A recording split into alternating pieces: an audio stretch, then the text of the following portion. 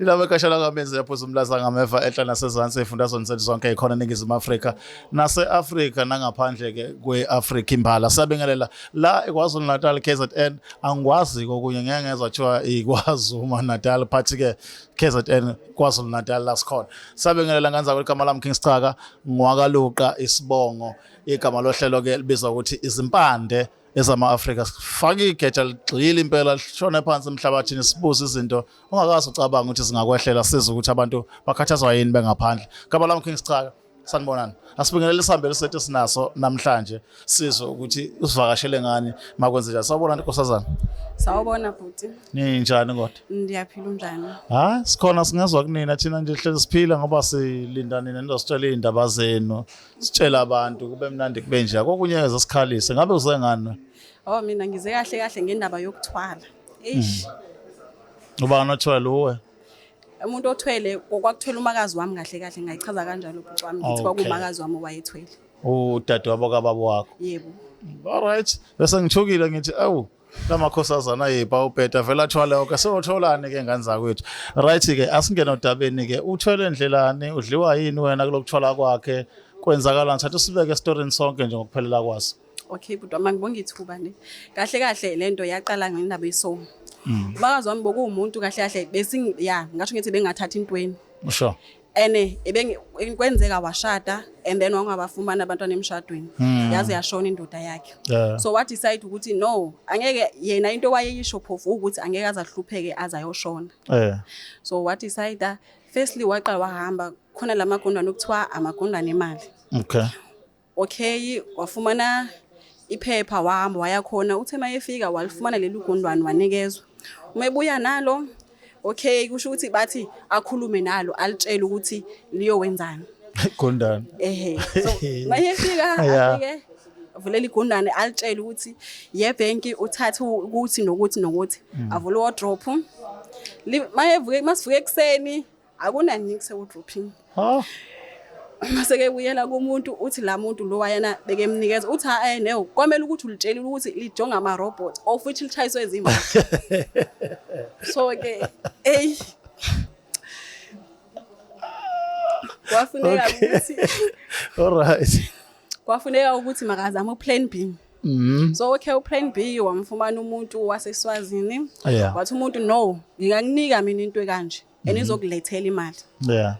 Okay ahlanganisa imali ahamba yekhona lokho akuselona egundane akuselona igundane kasalifuna abantu nokufuna imali akhola yonke into le. Okay uthe mayefika bamnikeza nje elinye ibhoti lanyana nje elincinci.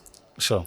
Bathi okay uma ulithatha uyafike wemba umgodi phambi kwendlu at least uplastele uyifake phakathi uvale ingayenzi mistake ukuthi iphume ngoba lento iyakhula. So I think yena azange understand kahle I don't know. So abuye nalento ayifake nyani kusho ukuthi into ikhule. Jiki ekseni uma evule eminyango hayibo sekukhona into emfuthane eminyango and then kwenzakalani into engakhulumi and stuff mayibuyela kulamuntu wathi wena oyiyekile yakhula. Lento bomela ukuthi awuyiyekanga ikhule izikwazi ukuphuma pha. Manje uzovimba kanjani ukuthi ingakhula? Lamuntu wamxa wathi anisenayo nami iphawo yokuthi ngingakusiza ukuthi ebuyele emuva ayisabuyeli kahle if iphumile pha. So ayike so kuyingxaki yakho le so sure qhubeka sisi. Okay so kwafuneka ukuthi sihlale nayo ke lento mina ke bengihlala naye ngoba engenayo enye ingane enekhaya ke sibaninzi so bengihlala naye kanjalo wachuza ukuhlala nayo. So baqhubeka sahlala nayo lento kusho ukuthi ibikhula ngendlela thizeni thina besika understand ngoba the besibone kuyinto emfuthane nje besikabona ukuthi iyakhula. Ebusuku umelele ahleze ethi uphophelele nomuntu wesilisa ekseni mayevuka uyabona ukuthi no man into beyenzeka nyani le. Okay so wahamba sabona ukuthi okay sabona ukuthi makahamba emntwini ahamba ohlola ukuthi kwenzakalani. Mayefika okay bafe bamtshela ukuthi no kunento wena owayithatha. Lento kwangamilanga ukuthi uyithathile kwasekuqaleni lo muntu owakuthatha azange akutshele zonke i-instructions zakhona ukuthi yenza kanjani. Okay fine so ayike kwathiwa lento wathi lona akasenayipha ukuthi naye angayinqanda. So ukuthi nje angamnceda ngalo mayezanyana ukuthi ingazi every day. Yeah, so okay fine.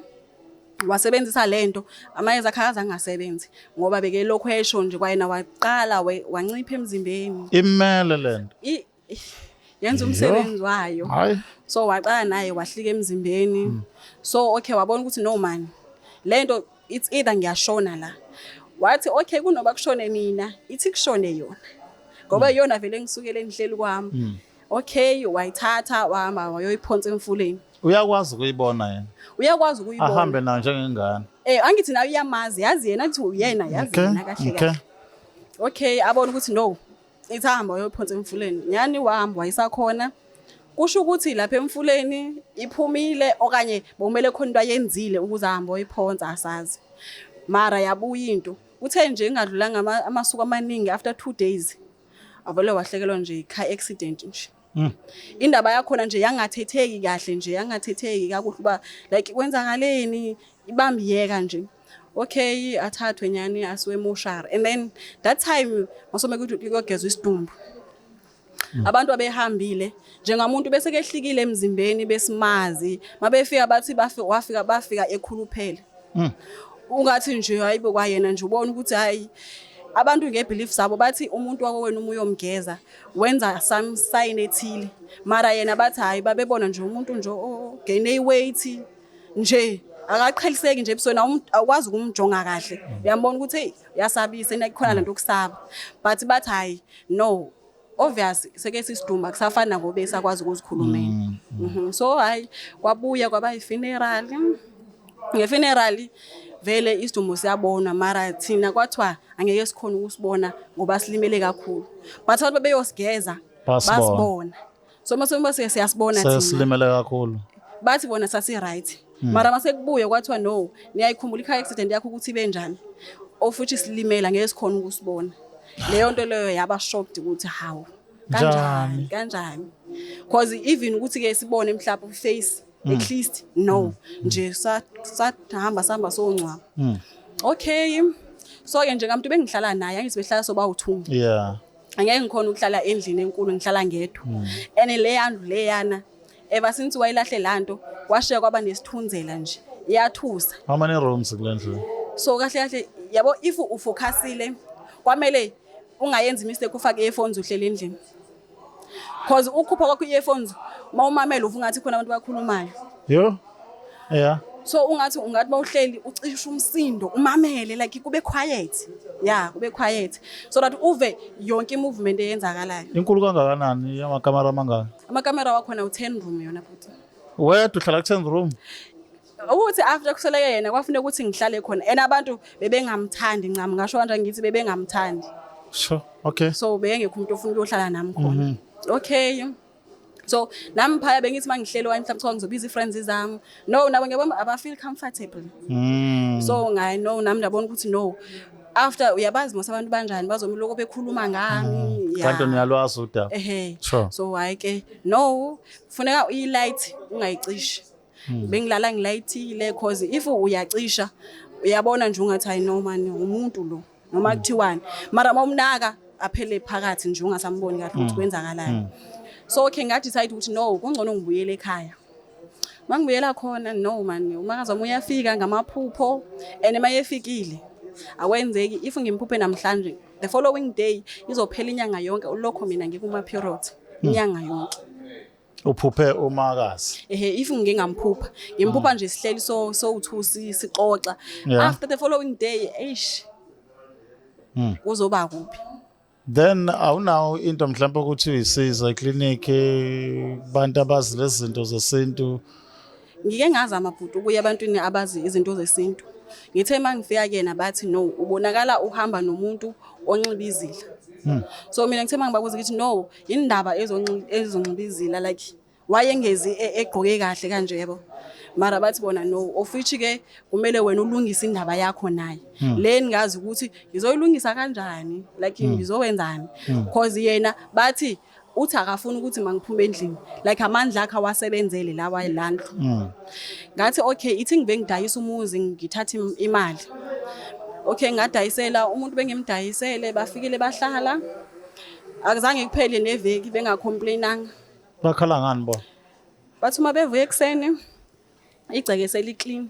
Habe. Ngisho noma ungashisa kuyaphezulu etafile uma ubuye uzobuya ku clean kuqoqa ungathi uke waqoqa yonke. Ngajabula kule phathi izitsha vela ngizwana kwashizini. So inkinga yabo ukuthi ubani ogeza izitsha. Ebusuku belele. Ebusuku belele. Enebona abayiboni lesi sithunzi mina engisibonayo. Okay. Then emva ukuthi ubona wena ukuthi sekwenzeka kanje nabantu abalapha endlini ba complaina ukuthi akuhlaliseki wenza njani? Mina into engeke ngayizama ngathi ngize ngangena ngendaba yokuthi mangisonte kahle kahle. Ngoba kade bengihlanu mazi bengathanda umuntu oyecaweni bungayi mohlala naye. So nami ngize ngabona ukuthi no man ithi ngene esontweni mhlawumbe kuzoba khona utshintsho. Mara ke lele lingene kulona abakakwazi ukungiprofeta bangitshela ukuthi ngenze njani. Bayini Zayoni izayona. Okay. So uma ngiya yabona lezi zinto ende kanje azosindiswa like so bayangiprofita bathi wena uhamba nomuntu ene lo muntu bathi u dangerous na inkinga yakho ukuthi bathi u dangerous cause uza egqoka inzila. Sure. So wena empilweni yakho kuhamba kanjani ke beside lezi zinto zamaphupho nani mawuzizwa njani uzizwa njani njengoba usushilo ukuthi unomopho ngapheli empilweni uyasebenza wenzani? Mina empelweni okwamanje ngisabamba nje ipiece nyana zomsebenzi because kuyenzeka ngithi sengiwufumene umsebenzi ngimphuphe ukumphupha kwami angeke ngize ngiye ngisho nasemsebenzini ngalelo langa indlela engopha ngayo angeke ngize ngikwazi ukuhlala phakathi kwabantu. So indaba yomsebenzi nje kwamanje akusenzima ngenxa yalo yonto because kuzowenza ngithola umsebenzi engibona kuyangiholela but uma efikile umosha yonke into. Asikhulume kangane ukuthi ukhulume nabantu ukuthi njengamanje usizo oludingayo lokuthi kube njani. Mina usizo engilidingayo ngidinga ukuthi uma ukhona umuntu mhlawumbe olalele njengamanje umuntu ongakwazi ukungisiza ukuthi mhlawumbe akwazi ukusho ukuthi yini la ifunayo kimi so that ngazi ukuthi ngilungisa leyo nto ngimuva ngiyaqhubeka nempilo yami. Hayi ukuthi ngoku like because ke lo nginempilo ngoku imile kufana nokuthi nami nje anginani nix nje life. Sibonga kakhulu ngana kwethu ufike uzosixoxela udaba la kasithemba ukuthi ukhona usizo ozoluthola. Ngiyabonga baba.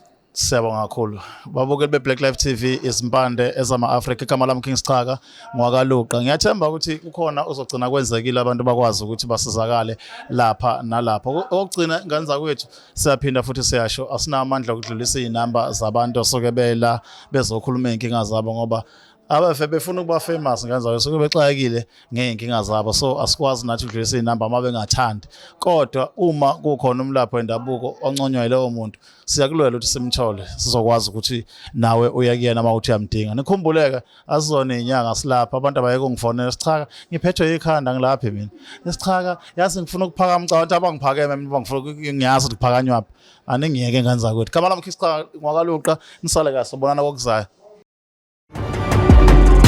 Black